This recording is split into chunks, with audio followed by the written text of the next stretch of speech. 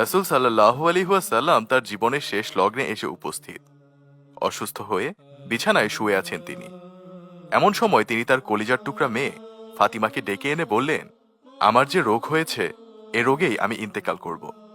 নিজের পিতার মৃত্যুর খবর শুনলে কার না খারাপ লাগে বলুন। মা ফাতিমা রাদিয়াল্লাহু তাআলা আনহাও এই কথা শুনে খুব কষ্ট পেয়ে কাঁদতে শুরু করলেন।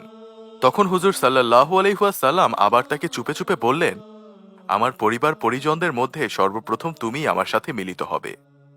এর মানে হলো রাসূল সাল্লাল্লাহু আলাইহি ওয়াসাল্লামের ইন্তেকালের পর তার পরিবারের মধ্যে সর্বপ্রথম হযরত ফাতিমা রাদিয়াল্লাহু তাআলা আনহা মৃত্যুবরণ করবেন। আর হলো তাই। রাসূল সাল্লাল্লাহু আলাইহি ওয়াসাল্লামের মৃত্যুর মাত্র 6 মাস পর হযরত আলী রাদিয়াল্লাহু তাআলা আনহু ফজরের নামাজ আদায় করার জন্য মসজিদে গেছেন। মসজিদ থেকে এসে দেখেন ফাতিমা রাদিয়াল্লাহু তাআলা আনহা কাঁদছেন। আলী রাদিয়াল্লাহু তাআলা আনহু জানতে চাইলেন, তুমি কাঁদছো কেন?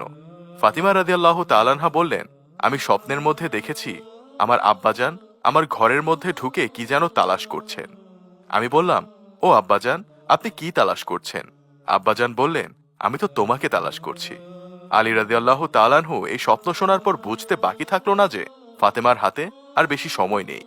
এই সময়ের মধ্যে হযরত হাসান হুসাইন রাদিয়াল্লাহু তাআলা আনহু এসে জিজ্ঞাসা করলেন, আপনারা দুইজন কাঁদছেন কেন? ফাতিমা রাদিয়াল্লাহু তাআলা আনহু বলেন, তোমরা দুই ভাই এখন তোমাদের নানার কবরের কাছে চলে যাও। কবরের নিকট যাওয়ার সাথে সাথে কবর থেকে আওয়াজ আসলো, আমার কাছে তো সবসময় আসতে পারবে, এখন যাও, গিয়ে মায়ের চেহারার দিকে তাকিয়ে থাকো। আজকের পর তোমাদের মাকে আর পাবে না। দুই ভাই দৌড়াতে দৌড়াতে আম্মার নিকট চলে গেলেন। মৃত্যুর পূর্বক্ষণে ফাতিমা রাদিয়াল্লাহু তাআলা আনহা আলী রাদিয়াল্লাহু তাআলা আনহুকে বললেন, যেদিন থেকে আমি আপনার ঘরে এসেছি আমি আপনাকে অনেক কষ্ট দিয়েছি। আপনি যদি আমাকে ক্ষমা না করেন তাহলে কিয়ামতের ময়দানে আমার কারণে আমার আব্বাজান অনেক লজ্জিত হবেন। আলী রাদিয়াল্লাহু তাআলা আনহু বললেন, ও ফাতিমা, তুমি এসব কি বলছো? আমি আলী তো তোমার যোগ্য ছিলাম না। বিয়ের দিন থেকে নিয়ে আজ পর্যন্ত আমি আলী তোমাকে কোনোদিন ঠিকমতো দুবেলা খাবার খাওয়াতে পারিনি। এরপর ফাতিমা রাদিয়াল্লাহু তাআলা আনহা বলেন, আমি মারা যাওয়ার পরে আপনি বিয়ে করে নেবেন, আর হাসান হুসাইন যখন বালেগ হবে তখন দুই ভাইকে আল্লাহর রাস্তায় সোপর্দ করে দেবেন এবং আমাকে রাতের বেলায় দাফন করবেন। হযরত আলী রাদিয়াল্লাহু তাআলা আনহু জানতে চাইলেন, রাতের বেলাতেই কেন?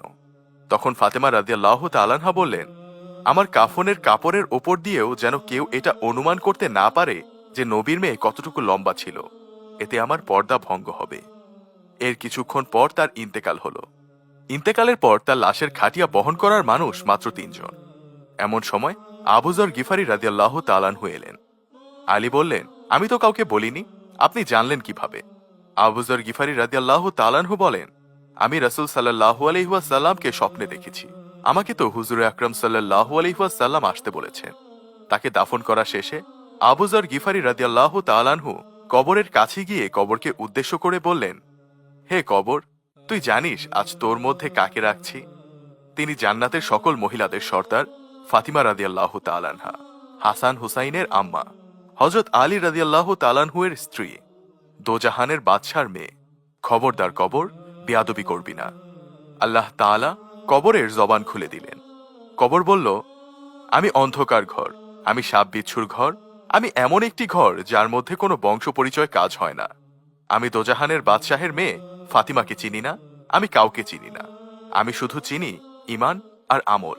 যদি কেউ ভালো আমল নিয়ে আসে তাহলে তাকে জান্নাতের বিছানা বিছিয়ে দেব, আর যদি কেউ খারাপ আমল নিয়ে আসে তাহলে আমি কবর দুদিক থেকে এমন জোরে চাপা দেব হাড় মাংস মিশে একত্রিত হয়ে যাবে।